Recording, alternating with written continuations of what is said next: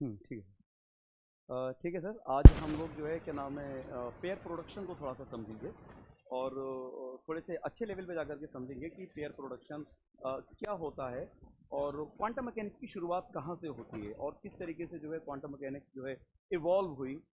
ठीक है ना। हाइजेनबर्ग और श्रोडिंगर ने क्वांटम मैकेनिक्स की क्या अप्रोच थी और एक और साइंटिस्ट आया आपके जिसका नाम था ड्रैक। तो ड्रैक की क्वांटम मैकेनिक्स को देखने की और उन सब चीज़ों को करने की उनकी क्या अप्रोच थी। तो बेसिकली मैं अगर बात श्रोडिंगर की करूं, पहले तो मैं आपको जो समझाने जा रहा हूं आज, मैं आज समझाने जा रहा हूं आपको पेयर प्रोडक्शन।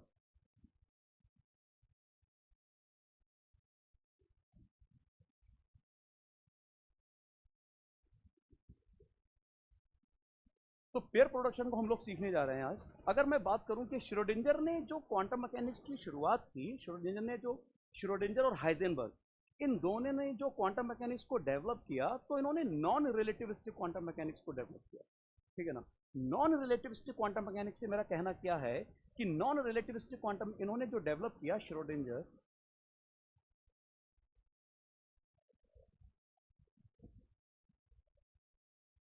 दोनों सेम टाइम के ही साइंटिस्ट थे। ये श्रोडिंगर और हाइजेनबर्ग दोनों ही सेम टाइप के साइंटिस्ट थे, है ना। एक ही टाइम पर हुए ये लगभग ऑलमोस्ट। ठीक है। तो श्रोडिंगर और Heisenberg,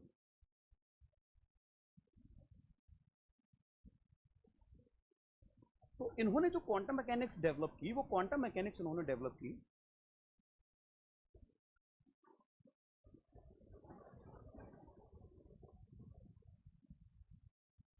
non relativistic.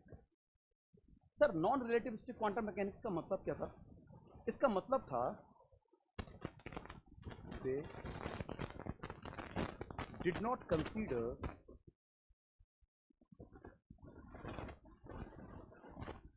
Rest mass of particle, rest mass energy, rest mass energy of particle. उन्होंने जो हैमिल्टोनियन डेवलप किया, हैमिल्टोनियन ऑपरेटर उन्होंने जो डेवलप किया कि टोटल जो हैमिल्टोनियन होता है, kinetic energy plus potential energy, जो उन्होंने डेवलप किया हैमिल्टोनियन, उन्होंने उस हैमिल्टोनियन में रेस्ट मास एनर्जी को नहीं रखा, है ना। रेस्ट मास एनर्जी की उन्होंने बात ही, रेस्ट मास एनर्जी का मतलब होता है कि कोई पार्टिकल अगर रेस्ट पर है, अब उसकी एनर्जी क्या है, m not C square, m c square, this is the rest mass energy, this is the rest mass. तो उन्होंने उस चीज़ को कंसीडर नहीं किया और उन्होंने इसके बिना ही हैमिल्टोनियन डेवलप किया। जो हैमिल्टोनियन उन्होंने, अगर मैं फ्री पार्टिकल के लिए बात करूं, तो जो हैमिल्टोनियन उन्होंने डेवलप किया, h cap equals to p square upon 2m। अगर ये फ्री पार्टिकल है तो इसका मतलब ये है कि ये किसी भी तरीके के पोटेंशियल के इन्फ्लुएंस में नहीं है, किसी भी तरीके के पोटेंशियल के इन्फ्लुएंस में नहीं है। अगर ये फ्री पार्टिकल नहीं होगा, अगर ये फ्री पार्टिकल नहीं होगा, बाउंड पार्टिकल होगा, किसी भी पोटेंशियल के इन्फ्लुएंस में होगा, तो मैं वी कैप और लगा दूंगा, है ना। तो फिलहाल मैं फ्री पार्टिकल को लेकर के चलता हूँ, ठीक है ना। तो फ्री पार्टिकल के लिए उन्होंने जो हैमिल्टोनियन डेवलप किया, जो उनका हैमिल्टोनियन था श्रोडिंगर और हाइजेनबर्ग, उनकी जो अप्रोच थी वो सिर्फ और सिर्फ उनकी पी स्क्वायर अपॉन 2m, उन्होंने फ्री पार्टिकल के लिए अगर मैं टोटल एनर्जी कहूँ तो पी स्क्वायर अपॉन 2m, जो कि पोटेंशियल वहां पर नहीं है क्योंकि वो किसी भी तरीके के इन्फ्लुएंस में है ही नहीं। फ्री पार्टिकल के उन्होंने ये डेवलप किया, ठीक है। लेकिन प्रॉब्लम ये थी श्रोडिंगर और हाइजेनबर्ग में कि उन्होंने इसके लिए इसमें रेस्ट मास एनर्जी की उन्होंने बात ही नहीं की। अब एक और साइंटिस्ट आते हैं, है ना। उसी टाइम पर लोग जो है रिलेटिविस्टिक क्वांटम मैकेनिक्स की भी बात कर रहे थे। कुछ लोग ऐसे भी थे जिन्होंने रिलेटिविस्टिक क्वांटम मैकेनिक्स की भी बात की और रिलेटिव क्वांटम जो जो पार्टिकल की जो टोटल एनर्जी होगी रिलेटिविस्टिक क्वांटम मैकेनिक्स में, जो पार्टिकल की टोटल एनर्जी होती थी हमारी, वो होगी हमारी p square e square equals to p square C square plus am not square C power 4। अब उसी टाइम पर, सेम टाइम पर, ठीक है ना, उसी टाइम पर लोग रिलेटिविस्टिक क्वांटम मैकेनिक्स की भी बात कर रहे थे, मगर कुछ लोगों ने जो है रिलेटिविस्टिक क्वांटम, जिस तरीके से देखिए श्रोडिंगर ने जो है क्या नाम है अपना एक डिफरेंशियल इक्वेशन दिया नॉन रिलेटिविस्टिक क्वांटम मैकेनिक्स को सॉल्व करने के लिए, है ना। जैसे नॉन रिलेटिविस्टिक क्वांटम मैकेनिक्स की बात करेंगे तो श्रोडिंगर ने एक डिफरेंशियल इक्वेशन दिया, उसके लिए सेकंड ऑर्डर डिफरेंशियल इक्वेशन दिया, है ना। लेकिन प्रॉब्लम क्या थी, वहां पर उन्होंने रेस्ट मास एनर्जी को कंसीडर नहीं किया है। लेकिन रिलेटिविस्टिक क्वांटम मैकेनिक्स को स्टडी करने के लिए एक और डिफरेंशियल इक्वेशन, एक और तुम्हारा इक्वेशन दिया गया, जो जिसको हम कहते हैं Klein Gordon equation. Klein Gordon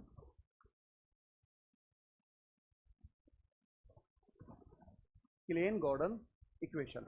तो क्लेन गॉर्डन इक्वेशन ने रिलेटिविस्टिक क्वांटम मैकेनिक्स को जो है क्या नाम है एक्सप्लेन करने के लिए हमने इस इक्वेशन की हेल्प ली।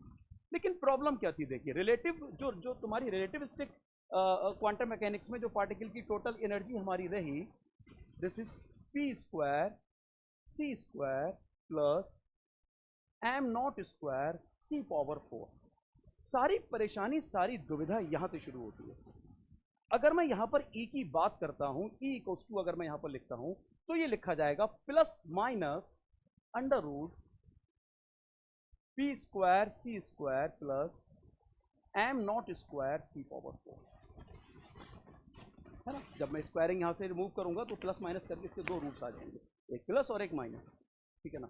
ठीक है, क्लेन गॉर्डन इक्वेशन पॉजिटिव, तो यहां पर एनर्जी के मेरे पास दो वैल्यूज आ गई, दो रूट्स आ गए, एक तो प्लस की ये आ गई P square C square plus am not square C power 4, और दूसरी इक्वेशन मेरे पास ये आ गई minus under root P square C square plus am not square C power 4। Sir positive root को तो क्लेन गॉर्डन इक्वेशन ने एक्सप्लेन कर दिया, और उसके लिए जो मुझे पार्टिकल के मिलने की प्रोबेबिलिटी मिल रही थी, है ना, तो मुझे पॉजिटिव प्रोबेबिलिटी मिल गई पार्टिकल की मिलने की। लेकिन इस नेगेटिव रूट के साथ प्रॉब्लम क्या आई, जैसे इस नेगेटिव रूट के लिए क्लेन गॉर्डन इक्वेशन में जब हमने क्लेन गॉर्डन इक्वेशन को देखा तो इस नेगेटिव रूट ऑफ एनर्जी के लिए ये प्रोबेबिलिटी की वैल्यू दे रहा था नेगेटिव। यार मैंने कोई टॉस कॉइन किया या मैंने कुछ भी किया, यार प्रोबेबिलिटी नेगेटिव कैसे हो सकती है? सर पकड़ के बैठ गए यार, प्रोबेबिलिटी कैसे नेगेटिव हो सकती है? क्लेन गॉर्डन इक्वेशन एक्सप्लेन कर रहा है, पॉजिटिव रूट को तो उसने एक्सप्लेन कर दिया, लेकिन प्रॉब्लम यहां पर है, अब ये नेगेटिव रूट को जब यहां पर अप्लाई किया गया क्लेन गॉर्डन इक्वेशन में, जब इसको सेटिस्फाई कराने की कोशिश की गई, then for negative root of energy, for negative root of energy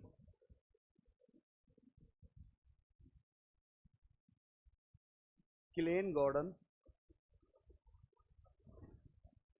equation was giving negative probability it was impossible to explain, है ना।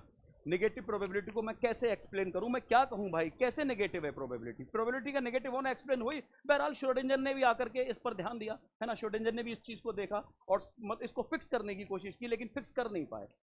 श्रोडिंगर इसको फिक्स नहीं कर पाए, बाकी लोगों ने भी फिक्स करने की कोशिश की, लेकिन कोई भी इस चीज को फिक्स नहीं कर पाया।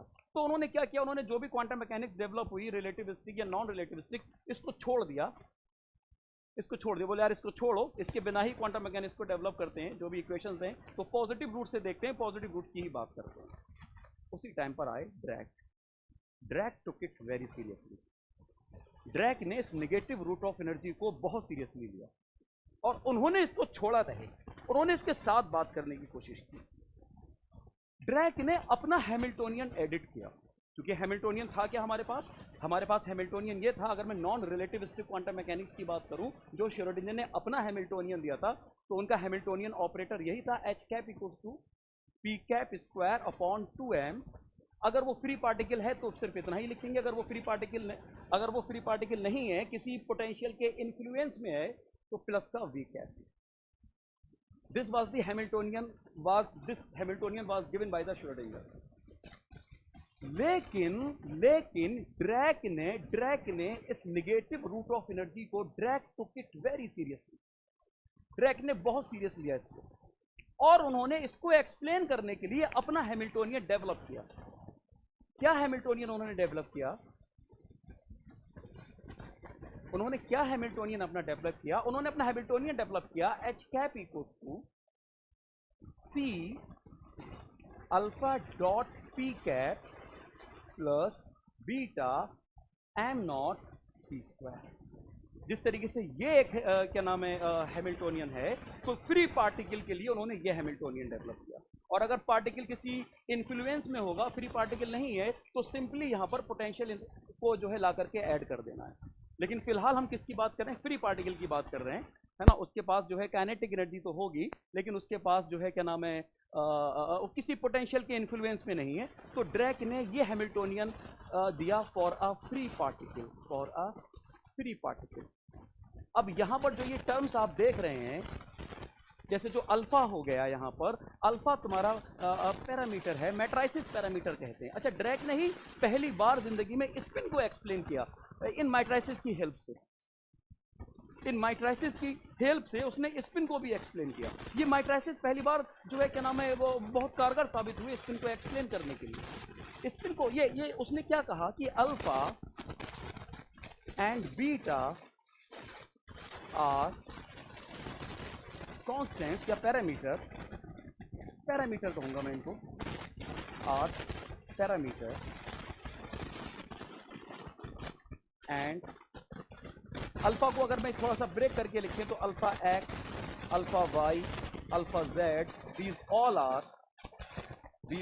are kind of matrices parameters, kind of matrices। और ड्रैक ने पहली बार मैट्राइसिस को एक्सप्लेन किया। फिलहाल मेरा अभी स्पिन पे ध्यान नहीं है, मैं स्पिन की बात नहीं करना चाह रहा, मैं थोड़ा सा डेवलप कर रहा हूँ पेयर प्रोडक्शन पे आने के लिए, है ना। तो मैं थोड़ी सी थ्योरी डेवलप करना चाह रहा हूँ कि पेयर प्रोडक्शन पे किस तरीके से पहुंचे होंगे, ठीक है ना।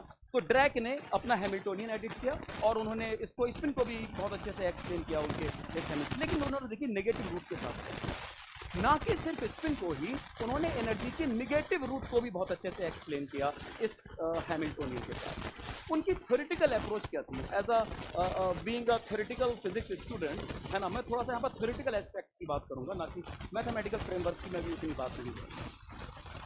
पेयर प्रोडक्शन में थ्योरेटिकल अप्रोच क्या थी, उन्होंने थ्योरेटिकली किस तरीके से एक्सप्लेन किया। देखिए उन्होंने क्या कहा, उन्होंने नेगेटिव रूट ऑफ एनर्जी की बात की। देखिए नेगेटिव रूट ऑफ एनर्जी ये था हमारा minus under root C square plus am not square C power 4। उन्होंने क्या कहा कि negative root of energy possible है। अब यार पॉसिबल है तो कैसे पॉसिबल है नेगेटिव रूट ऑफ एनर्जी? उन्होंने कहा कि ये एनर्जी की स्टेट पॉसिबल है। उन्होंने एक लाइन बनाई और कुछ समझाने की कोशिश की। ड्रैक ये सारा काम कर रहे हैं ना, और ये सारा काम ड्रैक फर्मियोन्स के लिए कर रहे हैं, है ना। अच्छा, फर्मियोन्स हमारे वो पार्टिकल हैं जो पॉली एक्सक्लूजन लॉ को फॉलो करते हैं। हाफ इंटीजर पार्टिकल जिनकी स्पिन हाफ इंटीजर है ना, जैसे बोसॉन्स वगैरह होते हैं तो इंटीजर स्पिन होती है उनकी, वो पॉली एक्सक्लूजन लॉ को फॉलो नहीं करते। बोसॉन्स है ना, फर्मियोन्स फॉलो करते हैं। तो उन्होंने पॉली एक्सक्लूजन फर्मियोन्स के लिए बात की, तो पॉली एक्सक्लूजन प्रिंसिपल को जो है फॉलो करते हैं। उन्होंने उनकी क्या अप्रोच की, उन्होंने क्या कहा, ये नेगेटिव रूट ऑफ एनर्जी है। और किस तरीके से उन्होंने कहा कि देखिए नेगेटिव रूट ऑफ एनर्जी की उन्होंने कहा कि ये पॉसिबल स्टेट है, ये कोई इम्पॉसिबल स्टेट नहीं है। पूछा क्या कैसे पॉसिबल है? उन्होंने कहा ऐसे सोचिए, अगर मैं ये एनर्जी की लाइन ले लूं, मैं ये कहूं, अगर देखिए अगर आप पॉजिटिव एनर्जी की बात करें, इसके पॉजिटिव रूट की बात करें, तो C square plus am not C power 4, है ना, ये तुम्हारा ग्रेटर देन होगा एम नॉट सी स्क्वायर। भाई जब आप इसका रूट लेंगे, पी स्क्वायर सी स्क्वायर को हटा दीजिए, जब इसका आप रूट लेंगे तो ये कितना हो जाएगा तुम्हारे पास, एम नॉट सी स्क्वायर इसका रूट आएगा। लेकिन इसमें ये टर्म एक ऐड भी हो रही है, तो जाहिर सी बात है कि ये वाली entity M not C square से ग्रेटर बनेगी। नेगेटिव रूट ऑफ एनर्जी को उन्होंने कहा कि अगर नेगेटिव रूट ऑफ एनर्जी होगा तो P square C square plus am not square C power 4, ये लेस देन बनेगा तुम्हारा एम नॉट सी स्क्वायर से। तो जाहिर सी बात है कि जितना ज्यादा नेगेटिव होगा ये तो पॉजिटिव ही है, तो ये उतना ही से कम होता चला जाएगा, तो ये लेस देन होगा। उन्होंने कहा कि negative energy state possible state है। आप ये मान लीजिए कि यहाँ से मेरी जो एनर्जी स्टेट शुरू होती है, वो यहाँ पर मेरे वैल्यू एनर्जी की एम नॉट सी स्क्वायर है, और यहाँ पर मेरी एनर्जी की value minus T M not C square है। और इसके ऊपर जो स्टेट है, इसके ऊपर स्टेट है, उस स्टेट को आप ये सारी कंटिन्यूस एनर्जी होती है, कंटिन्यूस है, हालांकि मैं उतना कंटिन्यूस दिखा नहीं पा रहा हूँ, मैं डिस्क्रीट दिखा पा रहा हूँ, है ना। तो कहा कि यहाँ पर एम नॉट सी स्क्वायर से जो ज़्यादा एनर्जी ऊपर आ रही है ना, क्योंकि पॉजिटिव क्या नाम है, जितने भी इलेक्ट्रॉन्स, मैं मान लीजिए फ्री इलेक्ट्रॉन्स के लिए बात कर रहा हूँ, तो इस स्टेट में जितने भी फ्री इलेक्ट्रॉन्स होंगे उनकी एनर्जी ये रहेगी, है ना। ये स्टेट हो गई पॉजिटिव रूट ऑफ एनर्जी की, वो फ्री इलेक्ट्रॉन्स जिनके पास ये वाली एनर्जी का अमाउंट है, तो वो सब अमाउंट भाई इससे ज़्यादा होगा, मिनिमम एनर्जी तो यही निकलेगी। अगर इसका मैं ये पार्ट जीरो कर दूँ तो ये पार्ट जब इसमें ऐड होता चला जाएगा तो ये कंटिन्यूस एनर्जी होगी इसके ऊपर, ये सारी की सारी कंटिन्यूस एनर्जी होगी इसके ऊपर। उन्होंने कहा नेगेटिव स्टेट ऑफ एनर्जी मान लीजिए यहाँ से शुरू होती है और सारी इसमें नीचे होगी, क्योंकि जिसमें जितना ये ऐड होता चला जाएगा तो ये उतना ही कम होता चला जाएगा एम नॉट सी स्क्वायर, है ना। तो ये वाली स्टेट सब डाउनवर्ड होगी, सब नीचे होगी, और ये भी कंटिन्यूस स्टेट है, ये भी कंटिन्यूस स्टेट है। अब देखिए ड्रैग किस तरीके से एक्सप्लेन करते हैं। ड्रैग कहते हैं कि this state is possible.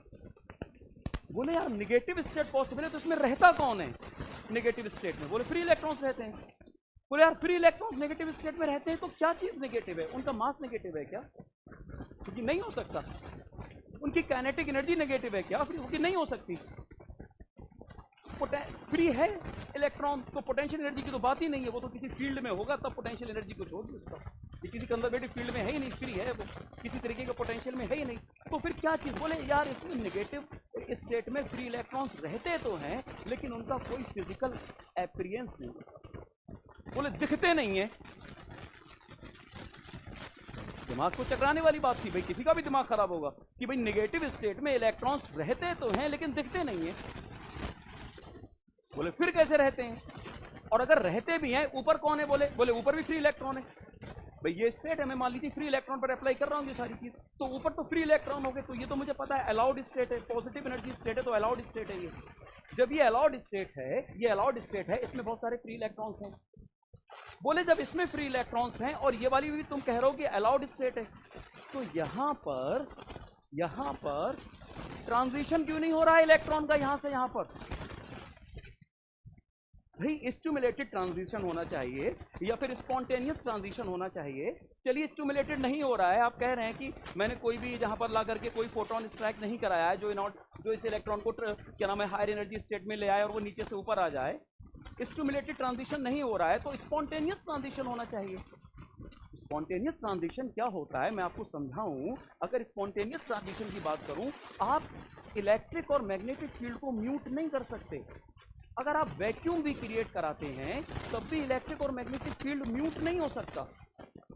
Electric और मैग्नेटिक फील्ड का जो मॉडल होता है वो मॉडल उसका लगभग हार्मोनिक ऑसिलेटर की तरह होता है।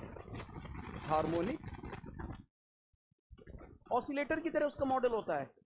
सर इस बात का क्या मतलब है? मतलब हार्मोनिक ऑसिलेटर की जो ग्राउंड स्टेट एनर्जी होती है वो हाफ एच क्रॉस ओमेगा होती है। हाफ एच क्रॉस ओमेगा इसकी जो है ग्राउंड स्टेट की एनर्जी होती है। मतलब ग्राउंड स्टेट में भी एनर्जी है, इसकी जीरो एनर्जी नहीं होती हार्मोनिक ऑसिलेटर की। हार्मोनिक ऑसिलेटर की तो इसी तरीके से जो इलेक्ट्रिक और मैग्नेटिक फील्ड वैक्यूम में भी कुछ ना कुछ एनर्जी होगी उनके पास। आप म्यूट नहीं कर सकते इलेक्ट्रिक और मैग्नेटिक फील्ड को। इवन वैक्यूम में भी वो म्यूट नहीं होंगे। उसकी कुछ एनर्जी इतनी हो सकती है वैक्यूम में भी कि ये इलेक्ट्रॉन का स्पॉन्टेनियस एमिशन करा दें, अगर ये अलाउड स्टेट है तो। अगर आप कहेंगे मैं ये पूरा तामझाम वैक्यूम में लेकर के बैठा हुआ हूं, तो वहां पर भी इतनी एनर्जी इलेक्ट्रॉन को मिल सकती है कि ये इनको जो है ट्रांजिशन इनको एक्साइट कर दे और इलेक्ट्रॉन अपनी हायर जो है क्या नाम है ये यहां से निकल के यहां तक पहुंचे और कुछ फोटोन को रिलीज करे, स्पॉन्टेनियस एमिशन हो सकता है। तो क्यों नहीं हो रहा है ये स्पॉन्टेनियस एमिशन? तो वो कहते हैं, ड्रैग इसके लिए कहते हैं कि ये जो स्टेट है ये पूरी की पूरी फील्ड स्टेट है। मतलब इसमें जितने भी इलेक्ट्रॉन्स हैं, है ना, वो अपनी ऑर्बिट उनकी जो भी उनकी ऑर्बिट है वो पूरी फील्ड है सब। और फर्मियोन्स की बात कर रहा हूं मैं। तो पॉलीज एक्सक्लूजन प्रिंसिपल ये कहता है अगर ये फील्ड स्टेट है तो कोई भी इलेक्ट्रॉन को यहां से यहां तक आने के लिए जगह ही नहीं है। ट्रांजिशन नहीं होता है। जैसे मान लेते हैं कि अगर मेरे पास कोई एटम है और ये हायर जो है क्या नाम है ऑर्बिट है ना, तो यहां से इलेक्ट्रॉन यहां तक जब अगर ये ऑर्बिट पूरी फील्ड है तो यहां से ट्रांजिशन नहीं होगा ना इलेक्ट्रॉन का। तो बोले ये पूरी फील्ड स्टेट है, यहां से कोई भी इलेक्ट्रॉन यहां पर। भाई बात ये थी कि अगर ये अलाउड स्टेट है तो दुनिया के सारे फ्री इलेक्ट्रॉन्स खत्म हो जाने चाहिए। दुनिया के सारे फ्री इलेक्ट्रॉन्स इस स्टेट से इस स्टेट में आ जाने चाहिए। Due to the spontaneous emission, जिसके लिए किसी भी तरीके के फोटोन की जरूरत ही नहीं, जरूरी नहीं कि कोई फोटोन आकर के ट्रिगर करे इसको, जरूरी नहीं कोई भी फोटोन होकर के इसको ट्रिगर करे। स्पॉन्टेनियस एमिशन भी होता है, वैक्यूम फ्लक्चुएशन इसको कहते हैं। तो वैक्यूम फ्लक्चुएशन की वजह से इलेक्ट्रिक फील्ड और मैग्नेटिक फील्ड को मैं म्यूट नहीं कर सकता, इतनी एनर्जी ये एक्साइट इसको कर देगा कि ये यहाँ से जो है स्पॉन्टेनियस एमिशन को करा सके। बहरहाल तो ठीक है यार, तो उन्होंने इस बात को तो कर दिया कि भाई यहाँ से कोई भी इलेक्ट्रॉन यहाँ पर नहीं आ सकता, स्पॉन्टेनियस एमिशन पॉसिबल इसलिए नहीं है, पॉलीज एक्सक्लूजन प्रिंसिपल की वजह से। ठीक है, उन्होंने कहा चलो ठीक है तुम्हारी ये बात मान ली, लेकिन इन इलेक्ट्रॉन्स को यहाँ जाने से कौन रोक रहा है? बोले दोनों के बीच में गैप है, दोनों के बीच में गैप कितना है? ये m0c² और m0c², तो 2m0c² का गैप है। अगर ये इलेक्ट्रॉन, अगर ये फील्ड है तो यहाँ पर एक फोटोन आकर के गिरे, जो फोटोन की जो एनर्जी लगभग अगर ग्रेटर देन हो, लगभग या इक्वल्स हो 2m0c² के, तो वो फोटोन अगर इस इलेक्ट्रॉन पर आकर के स्ट्राइक करे तो इसको एक्साइट करा सकता है यहाँ पर। बोले हाँ ये पॉसिबल है, ये वैलिड है, ऐसा हो सकता है और ऐसा होता भी है। उसने कहा मान लेते हैं कि कोई फोटोन यहां पर आकर के स्ट्राइक किया तो ये इलेक्ट्रॉन को ट्रिगर कराएगा, एक्साइट करेगा। इलेक्ट्रॉन अब इस अलाउड स्टेट से इस अलाउड स्टेट में जाएगा। जैसे ही इलेक्ट्रॉन यहां पर पहुंचा, इलेक्ट्रॉन यहां पर आ गया, यहां पर होगी वैकेंसी ऑफ इलेक्ट्रॉन।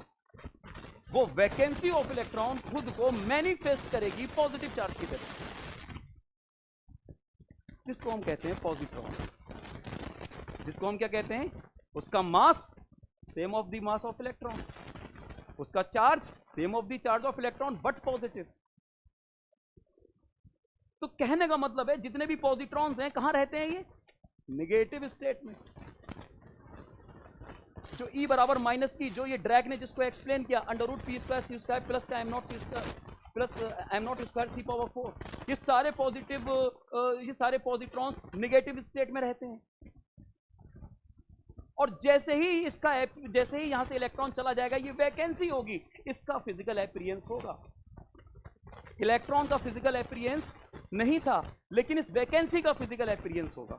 इसी को हम पॉजिट्रॉन कहते हैं, इसी को हम पॉजिट्रॉन कहते हैं, है ना? जो कि इलेक्ट्रॉन का काउंटर पार्टिकल कहा जाता है, जो कि इलेक्ट्रॉन का मास पॉजिट्रॉन का same of the mass of electron, charge same of the charge of electron. देखिए मास पॉजिटिव है, चार्ज भी पॉजिटिव है, तो ये जो वैकेंसी मैनिफेस्ट होती है यही खुद को पॉजिट्रॉन की तरफ मैनिफेस्ट करती है। ये था पेयर प्रोडक्शन, लेकिन ये वैक्यूम में नहीं हो सकता। इस पर बात करेंगे दूसरे लेक्चर में। ये भी एक पूरी थ्योरी है, because of the conservation of momentum, because of the conservation of energy. इसको पेयर प्रोडक्शन को आप वैक्यूम में नहीं करा सकते।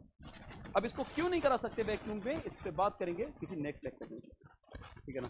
तो ये थोड़ा सा कॉन्सेप्ट था पेयर प्रोडक्शन का, यहाँ से थोड़ी शुरुआत होती है। नेक्स्ट वीडियो में मैं आपसे डिस्कस करूंगा double slit experiment of electron, और ये भी डिस्कस करूंगा कि पेयर प्रोडक्शन आपका वैक्यूम में कोई क्यों नहीं हो सकता। ठीक है।